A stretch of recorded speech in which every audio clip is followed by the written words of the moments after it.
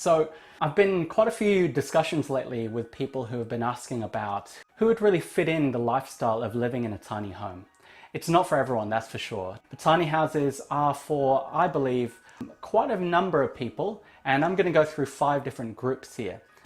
Hey boy, you a man-child. Starting with millennials. So, personally I find it really important to communicate to millennials as much as possible to somehow, hopefully, not make some of the mistakes that some of us older people have made in our lives.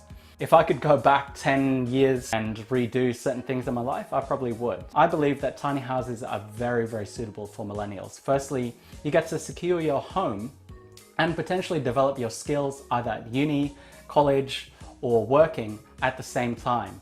You see, tiny homes are really inexpensive, and if you're able to get finance at an early age, whether it be through your parents or through borrowing or through having saved up some money by doing a little bit of working, you're able to put down a down payment or potentially even pay off the entire thing really early in your life instead of saving for many years for a mortgage. So you could be at uni or starting your career and be owning a new home all at the same time instead of doing what other people do, which is having to rent for a long time, save for a mortgage, and then pay it off later down the track. And this takes a lot of pressure off your situation as it is right now. You can focus on your studies, or you can focus on your career, and you don't need to worry about the pressure of having to save lots and lots of money for a mortgage or pay lots and lots of money for rent. It also means that you're a little bit more free to experiment in your life. You don't have to build up a really positive credit rating for a big mortgage,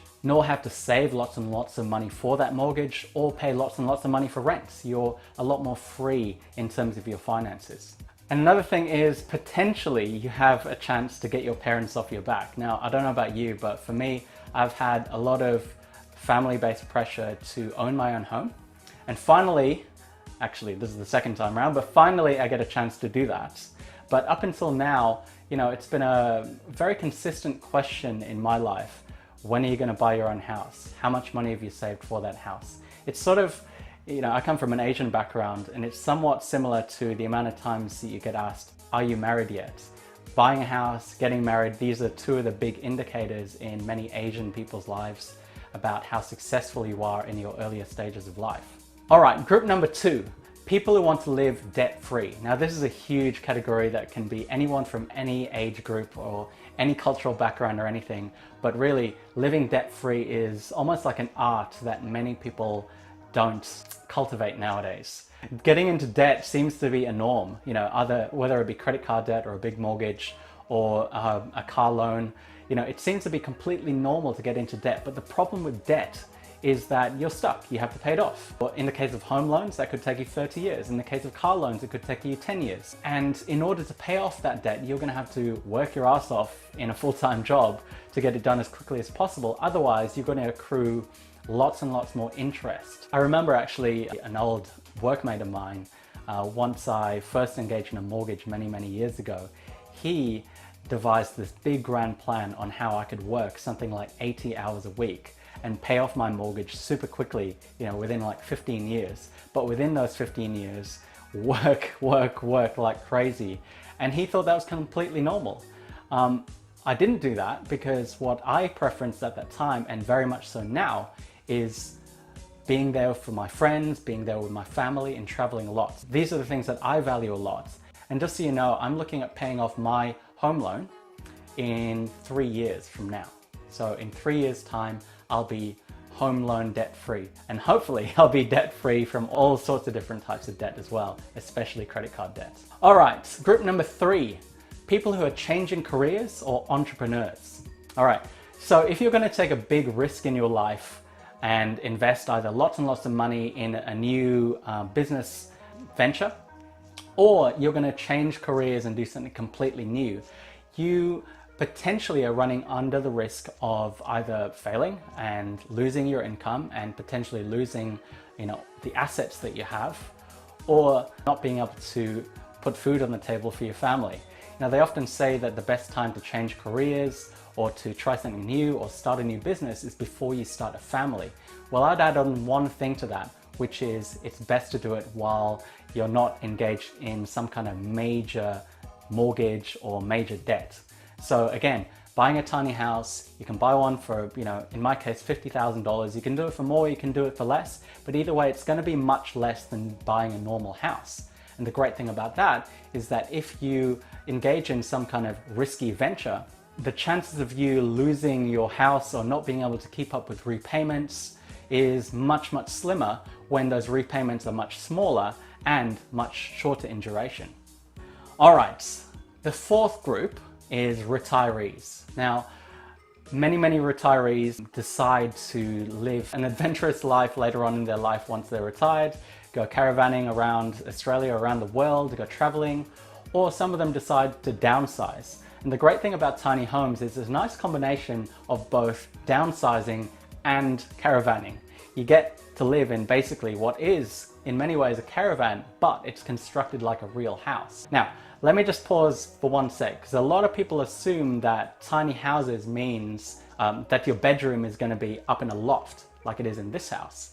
It doesn't have to be. In fact, Designer Eco Homes, the guys who are building my house and the place where I'm at right now, has actually got a model where their main bedroom is actually on the ground floor. So you don't have to build a tiny house with a loft bedroom, you can have a bedroom on the ground floor. All right, but back to retirees. The great thing about a tiny house is it's that beautiful combination of a house on wheels that you're able to take around with you and have little adventures, live in different places, visit different places you haven't been to before, but also have a real home. And we're talking about a home with a decent front door, with a porch or veranda. We're talking about proper glass windows. We're talking about a good ceiling height. We're talking about a home with all the modern conveniences. And if you're willing to live that caravan life, then you have that perfect combination of two. And alternatively, if you're looking at investing in a retirement home, in a retirement village, then again, you've got a small home that is much lower in price. And you get to use your hard-earned savings from all your work life towards other things in life, whether it be traveling or on your health or doing your hobbies and things that you've always wanted to do in your life. You have much more disposable income potentially if you invest in a tiny home rather than a retirement home. All right, finally, back to the young ones. Maybe, or maybe not, travelers. Now, one thing about traveling is that, you spend all that time on the road, traveling around, flying everywhere, visiting all these great places. But unless you've somehow configured a situation where you have some kind of passive income or business at home where you can accrue savings while you're on the road, you've pretty much got a minimal earning capacity, and all the money that you earn on the road is spent on the road. So when you eventually come back home, whether it be after 1 year traveling or just a few months or even 10 years, you'll come home to no home. You won't have anything to call your own. And the great thing about tiny homes is, just like what I'm doing, you can pay it off within a short amount of time. So if you're willing to put in a little bit of effort to work really hard over a shorter period of time, buy a home, pay it all off, and then go traveling, that means when you come back, you've got a home to come back to. And that's an amazing feeling to have when you're out traveling. I know that for sure because, the first 5 to 7 years after leaving school, I not only studied, but also traveled a lot too. But literally I had nothing to show for it at the end of that. Hardly any savings and definitely no home. So if I was able to invest in a tiny home, 10 to 15 years ago when before I first started traveling, I would have been a lot better off now.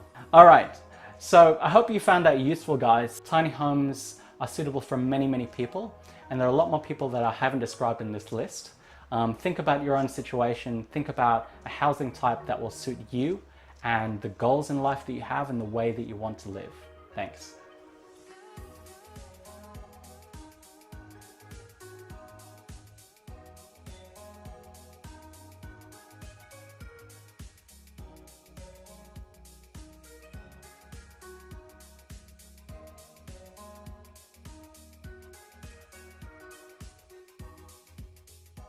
That's no moon. It's a space station.